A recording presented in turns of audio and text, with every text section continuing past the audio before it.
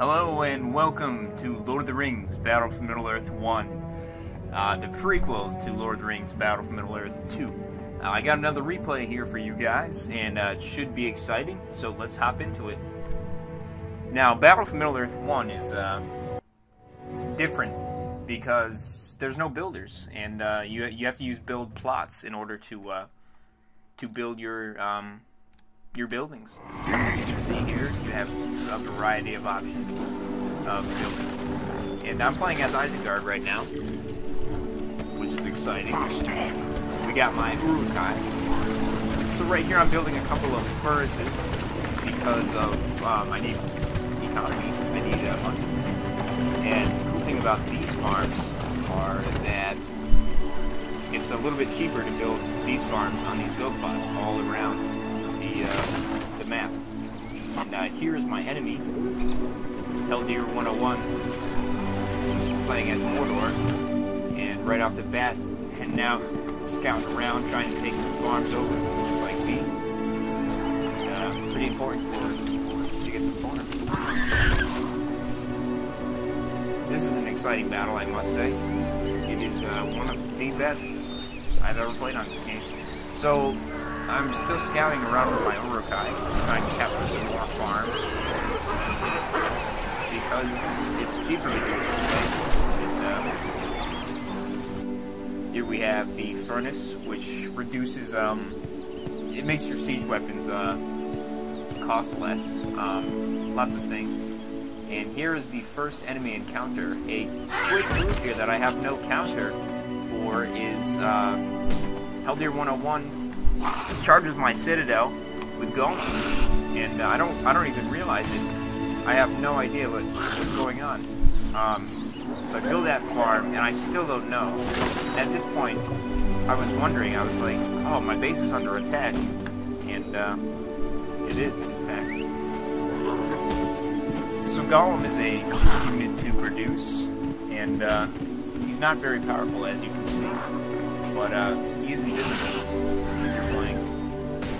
Some reinforcements coming in here, and it's not looking good for me at this point. It's only now that I realize, oh no, I gotta send my units back. And I do. Quickly I respond by building another Uruk-hai pit.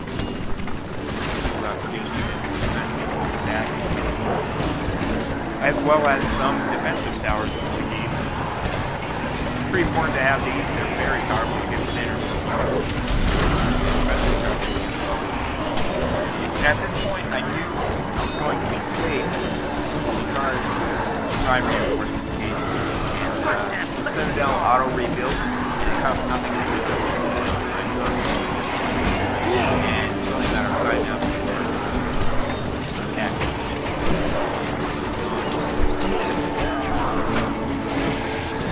Follow that up with another Haradrim assault here. Now, if he had sent his Haradrim in with his orcs, I think I would have lost. Or maybe not. I'm not sure, since I had produced another. So here I'm taking some more farms with my units, as well as building some more defenses, because I don't want to have that happen again. But now I'm in pretty good shape, considering how I've already colonized most of the eastern map with my farms. So very good. Built another farm there. Let's see what Haldir's doing. Building some defensive towers. Not sure why he built one over there, but only has a Haradrim palace. He doesn't have a standard orc pit, so this is the only unit he has at the moment. So right here I'm pushing the offensive and taking an outpost, which I just got. And this allows me 3 additional build plots, although it does cost more, it's better in the long run.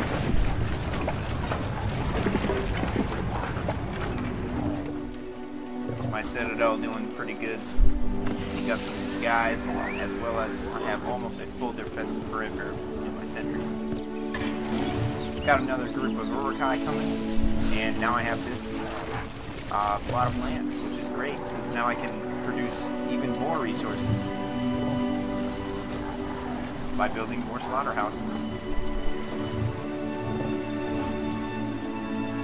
So I'm in really good shape at this point, and I send another group of Urukai to go capture more farms, because it's pretty important to keep track of your resources.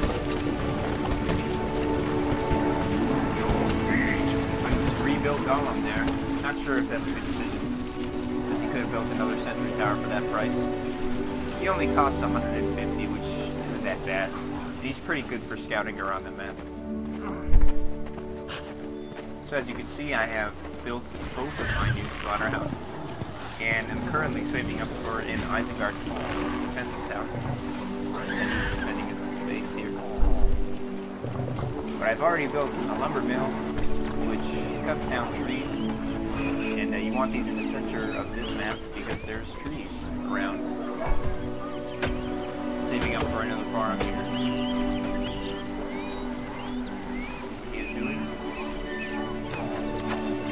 So, as you can see, he was a little bit slow out of the gate because he didn't take advantage of any of the resources. I'm not sure why he went this far up. He didn't really capture too many farms as I did. And that's unfortunate, and I think that ultimately was his downfall. Pretty good shape here. Got a crossbow unit, and I'm currently restructuring my base just in case another attack comes.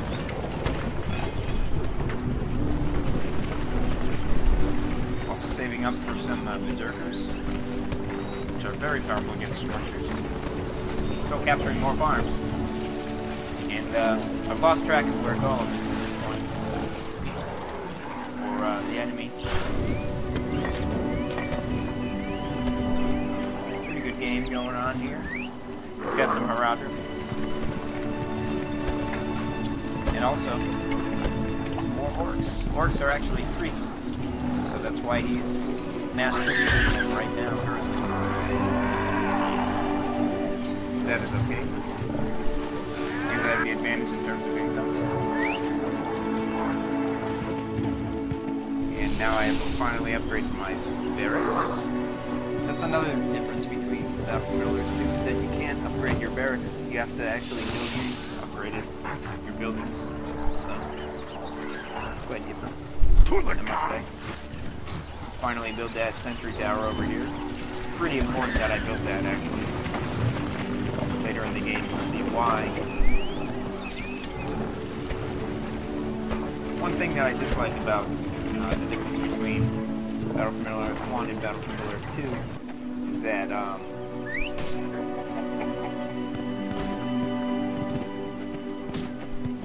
there aren't as many battles in the first game as the second one, because it's a slower game, I have to admit. But currently, Golem was trying to take out another one of my slaughterhouses. I chased him to the end of the map, I think, actually. Excellent. I have built a forge, which is important, because you need forge blades, which ultimately give your guys insane amounts more damage. But the problem is that he has a massive army already. But not to worry, because they're not very powerful. Still chasing Golem up here is pretty important that he dies, because ultimately he's just a nuisance running around destroying all of your farms. And this is excellent because I have captured another outpost already, and soon I build Lutz. Let's make sure. He's a standard archer unit in the game, and he's pretty good. Got some more crossbowmen, as well as a forge, upgrading my men. It's pretty good. He has even a bigger force now than he had, along with some archers, which will cost some trouble later on. took out all. It's pretty important that I did that. Don't fall behind! Built a defensive tower as well as 2 furnaces to reduce the cost of my unit upgrades, which is important. That's why later on in the game you'll see that I destroy almost all of these and build furnaces, because it's pretty important that we do that. Got some pikemen here. Back to camp, now! And not good. It's not looking good here. He finally realizes the orcs are free. I didn't even know at this game. But he got a massive barrage of orcs. And now 2 orc bits to double the production of his units, which is not good. Considering how I don't really have much military at this point. Building alerts, that's pretty important. I start to charge army. This is when it happens, pretty much. Everything gets good. Not looking good for my pikemen. That's why I come back and make my standard more time.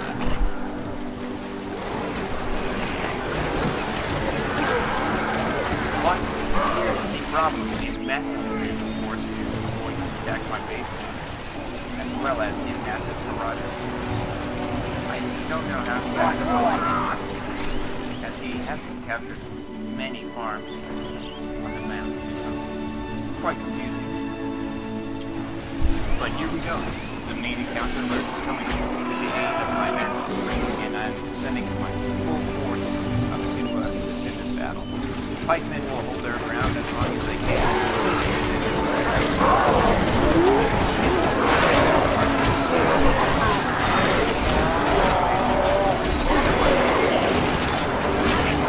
That's why this arrow found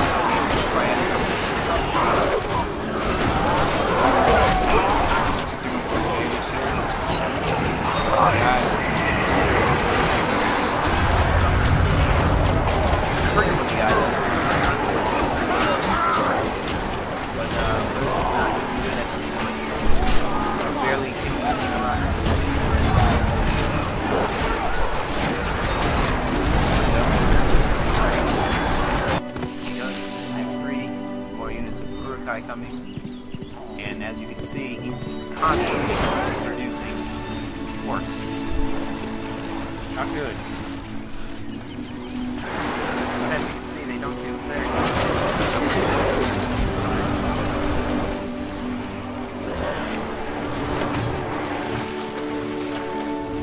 Already got some forge blade. And now let's see good here for my mind.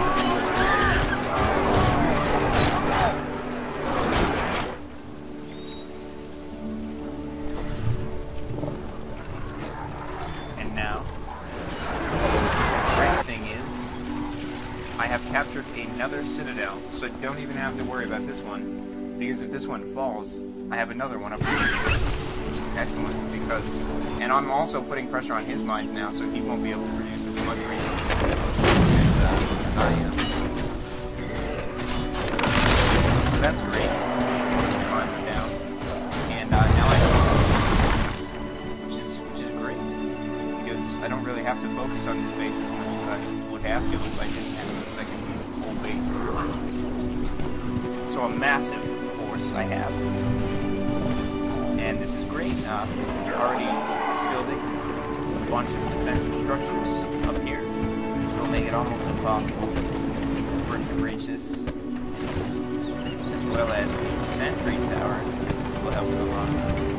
But not looking good here because he has a massive work army here. If he had attacked, I'm not sure why he didn't attack.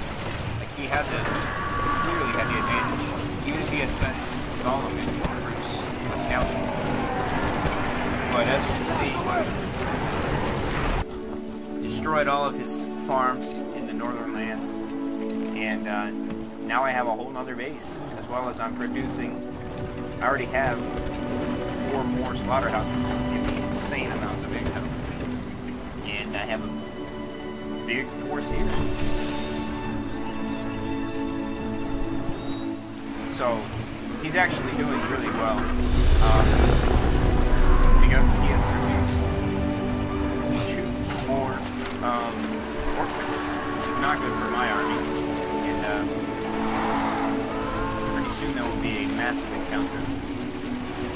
I capture his base up here, I'm almost certain.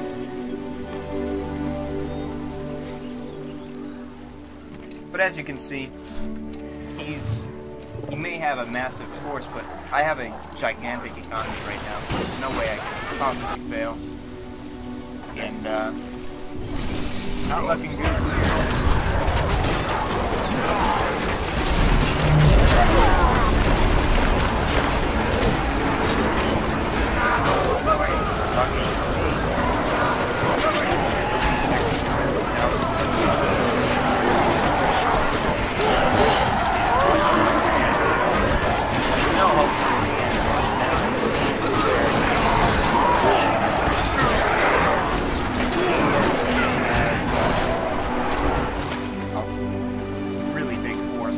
I have a better force.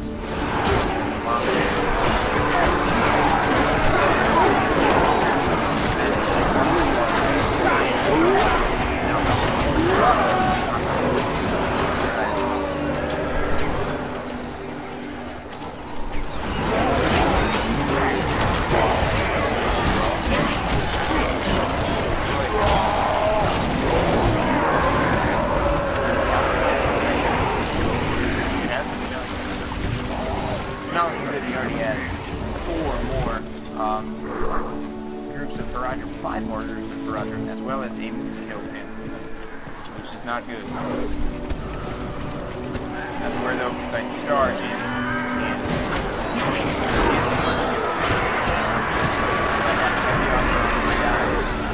and as well as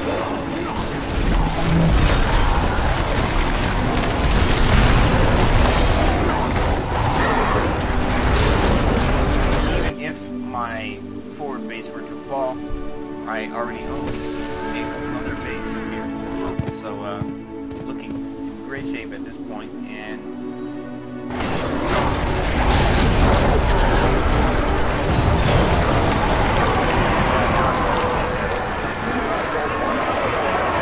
I do. And still has gold, as well as pretty a lot of Haradrim.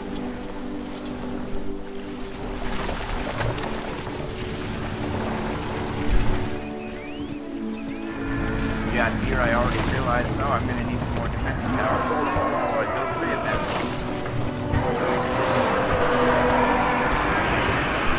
Great, here I have a massive military. Now, I'm kind of wondering if I should have attacked here, but I don't think I would have wanted to. Finally build up here 3 furnaces, massively increase my steel production, as well as decrease the amount that it will cost to upgrade my units. I have a massive Urkai force already. Going quite well. As you can see, he has quite a military here.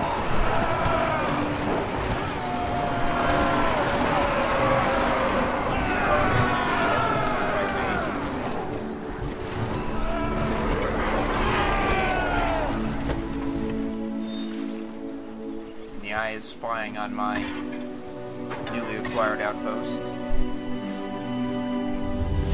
I do have a lumber mill, which is great because it will increase the production of resources. Excuse me. Now I have a whole second wave of Urkai as well. I will get more soon.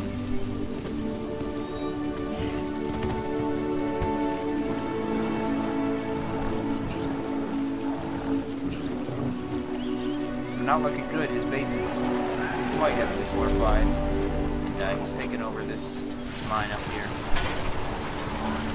Which is okay.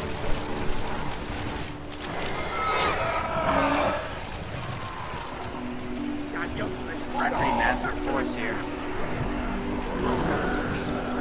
The thing with Mordor is that, yes, you have a massive force, but you need to take advantage of that early. You need to attack, get rid of all my structures as fast as possible, because there's no... This is equivalent to like thousands of hordes. Just probably these 100 guys are equivalent to this insane amount of men. Lurtz is doing some defending here.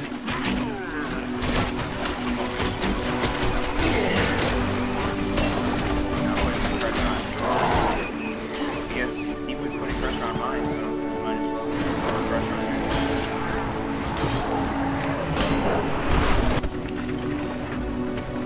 Doing an excellent job here of upgrading my castles, as I thought he was going to counterattack, but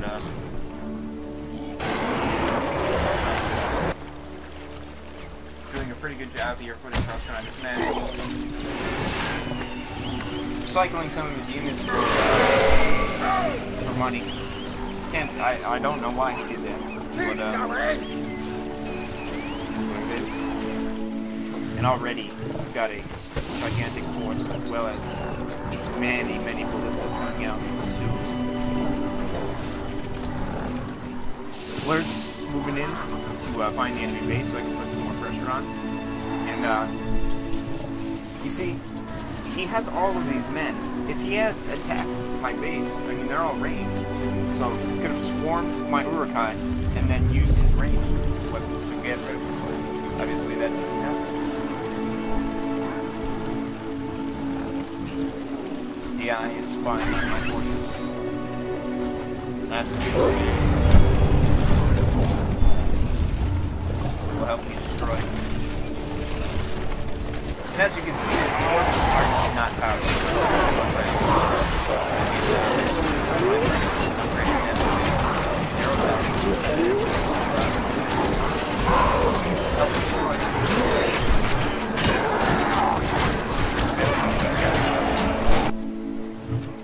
No way. Lurtz. Ah, yes, there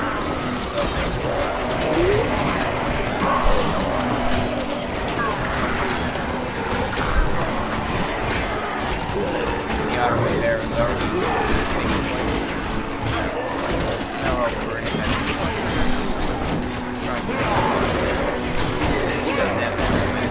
and here comes the attack. Trying to take out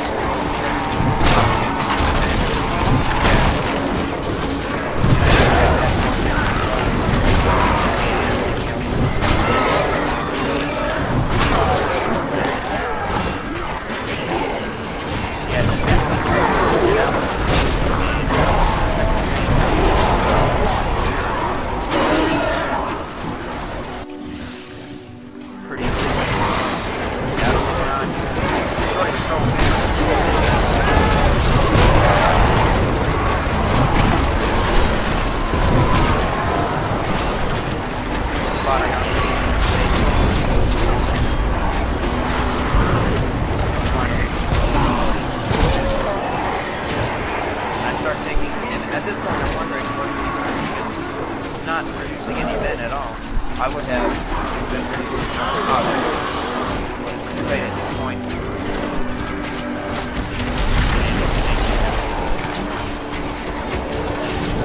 Pretty good job.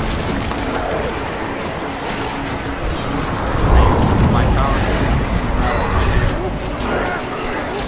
even if this attack fails, I have another wave coming over me. As you can see, the ballistas are coming. It will only be a matter of time before the end is near. Destroying the city.